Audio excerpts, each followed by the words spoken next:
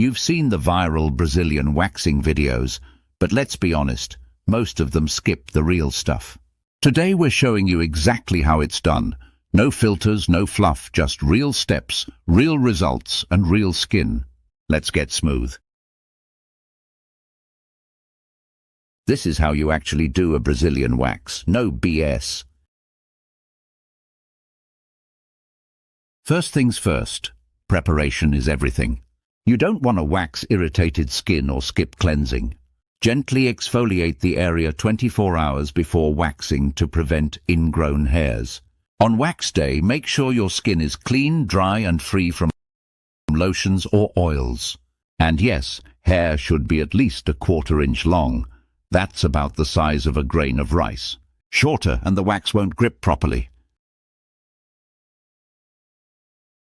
You'll want to use hard wax, not soft wax for a Brazilian. It's gentler on the skin and better for coarse hair. Choose a quality wax that's safe for sensitive areas. Always do a patch test, especially if you're trying a new product.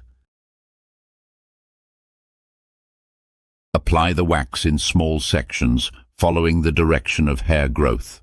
Let it cool until it's tacky, not fully hardened. Then hold the skin taut and pull against the direction of growth in one quick motion. Take your time. Work in sections. Start at the bikini line and move inward.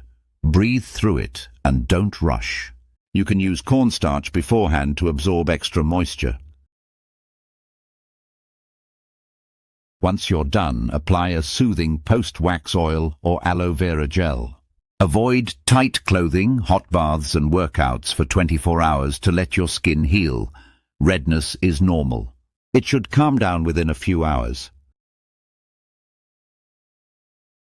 And there you go. That's how you actually do a Brazilian wax at home. No BS. Want more honest, practical tutorials like this? Hit subscribe, give this video a thumbs up, and let us know in the comments what topic you want next.